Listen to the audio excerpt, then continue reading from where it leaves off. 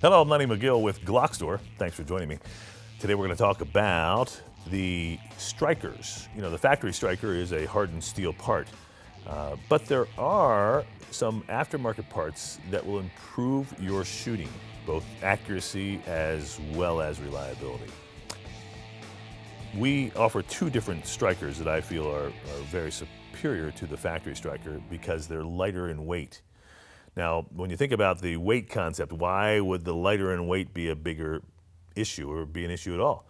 Well, the lighter the weight of the striker, the faster that it locks up or actually moves forward. Now, it is milliseconds faster than the factory. But the fact is that, you know, when we're shooting a gun or any firearm, a handgun or any firearm, the gun's always moving unless it's really kind of on a tripod. So if the gun's moving and I'm looking and I see the sight picture that I'm looking for and I squeeze the trigger, as I squeeze the trigger, I'm expecting the gun to go bang. Well, the faster that the striker moves forward, the more likely my sights are going to be lined up where I thought they were when I squeeze the trigger, because again, the gun is always moving. It's never stationary. We are talking, you know, milliseconds, and we're talking tenths or 20ths of an inch possibly for results, but it does make a difference. The lighter striker will give you better accuracy, without a doubt, and that's been known by shooters forever because there's a faster lockup time. So again, we offer two different types. One is a titanium striker, which is the lightest, and it's super hard, polished, smooth, really a beautiful piece. And we sell a ton of those. It's very, very popular. It's a drop-in part, and I'm going to show you how to do that shortly here. And the other one is the skeletonized striker, which is kind of neat. It's cool. It's actually skeletonized. You can see some of the material's been taken out. Not quite as light as the titanium, but again, lighter than a factory. So you really have two choices. You can just kind of feel the weights there. We've never had any light strikes or any problems with that. And we have sold literally thousands of the titaniums and several hundred of the skeletonized. They're relatively new. Okay, to change this part, by the way, the titanium comes with a spring, factory spring, and the skeletonized does not. You just use the existing factory spring. So to change this part, we're going to go ahead and take our Glock, and this is a Glock 22. The procedure is the same for all the Glocks. We're going to ascertain first that the gun is in fact unloaded. So I'll drop the magazine, which there is no magazine.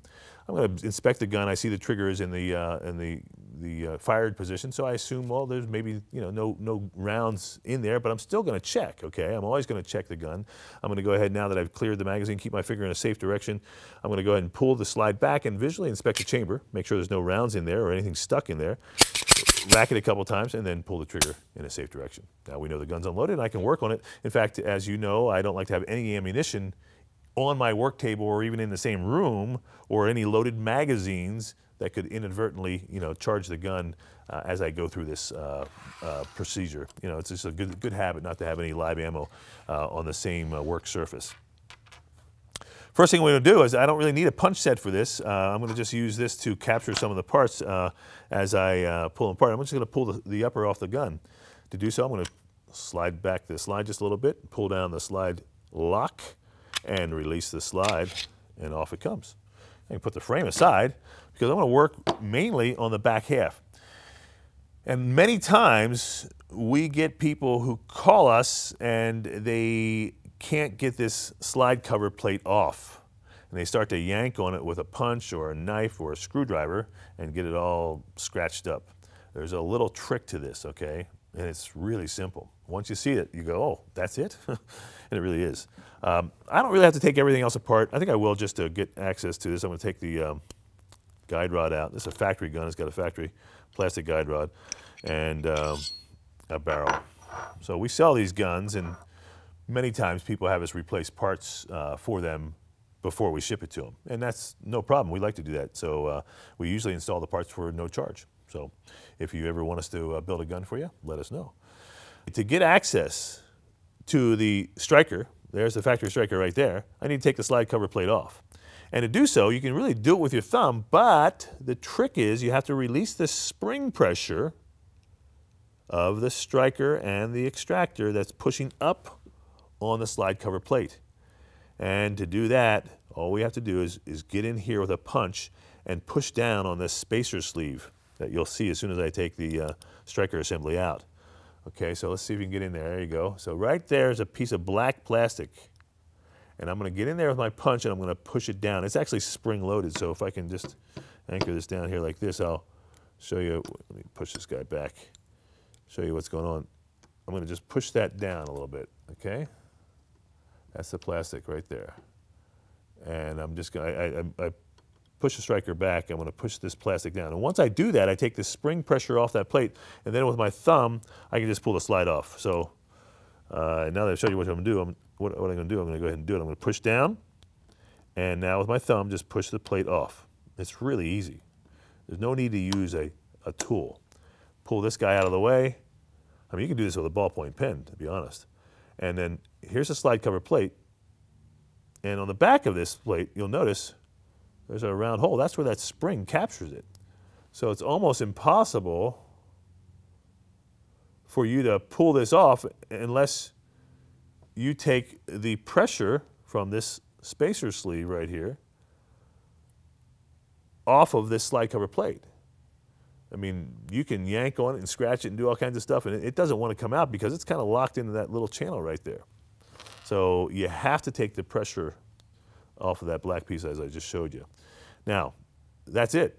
So all we're going to do now is grab hold of the striker lug and pull it straight out, just like that. That's a factory striker. Okay, now the next step, because neither of these guys come with this plastic part or with the spring cups, is I want to go ahead and disassemble this and get these spring cups off here, take this plastic part off here, and assemble it onto my titanium striker. All right, so to do so, spring cups first, is I just have to compress this spring, and they're going to fall off by themselves. The spring cups are the black part right up there. So if I pull this spring back, the spring cups should just fall off on the table. And there they are. And there's one piece. And come on, you get off there. Stuck onto the, with a little bit of, there you go. Okay, that's the spring cups, and they actually capture the spring. And there's two pieces. They call them cups because they cup around, they join like that, around the striker.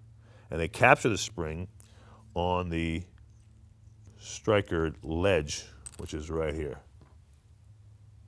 Okay? All right, and that is the spacer sleeve. So the spacer sleeve will go on first, all the way down.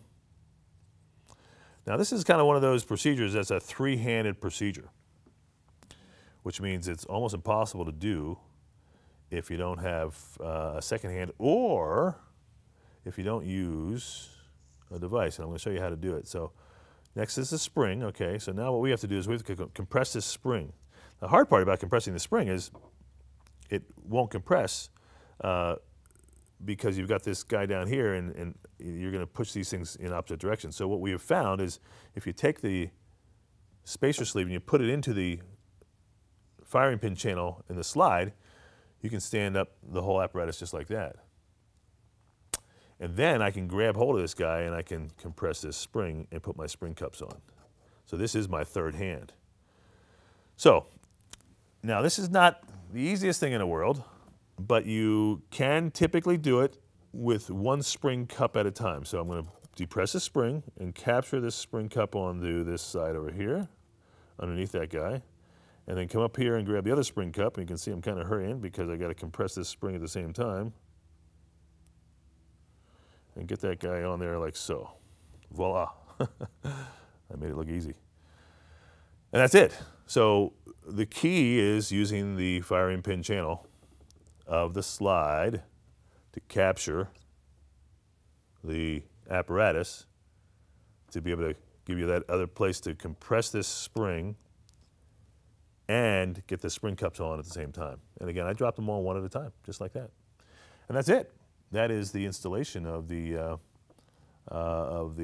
striker, because now all I'm going to do is just drop it right back in. Okay. Now, there it is and to then compress, or should I say put the slide cover plate back on, just put this guy back up there like that. And I typically will grab an oversized punch, something a little bit fatter, so I have some meat to play with. And I'm going to push down the spacer sleeve now with a punch. And as I defeat that, then I go ahead and capture it with a slide cover plate. And then I take a smaller punch, and this could be a tiny punch really, because I want to just push this guy, which is the plunger detent. I want to push it down. And as I push it down, then I push my slide cover plate up again and pull it out. And voila.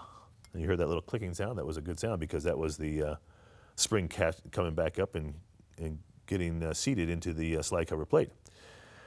Now do remember that you have to have the striker in the fired position. So in able to do that, we've got to push our plunger, safety plunger, trigger safety plunger down, and push the trigger, so they say the striker down in the fired position in order to assemble the slide on top of the gun. A lot of people get confused with that, and they try to do it, and they get a click, click, and they say, why is it not going on? Well, the striker has to be in the fired position. It has to be peeking out of the hole right there. There it is right there. Okay? Now I can go ahead and assemble the rest of the gun. Let's say the rest of the slide. Put the barrel in and the guide rod in, and then put the entire slide on top of the gun. Oh yeah. See, now the combination of the 3.5-pound connector and this titanium striker, it really makes a big difference. Now, there's one trick I do want to show you. Sometimes you're going to get in a situation that the slide won't come off of the gun. You've done something wrong. And people get confused there. So the same principle is true. What we want to do at that point is lock back the slide, come underneath here, and remove the pressure and remove the striker and the slide cover plate, and then remove the striker, and then the slide will come off. Okay, so that's a little trick for you. If you ever get in a situation where you can't get the slide off of the frame for whatever reason, take the slide cover plate off in the same method I already told you. Release the pressure there, push that guy off, pull the striker out, and then the slide will come off. That'll solve you a lot of headache and a lot of frustration.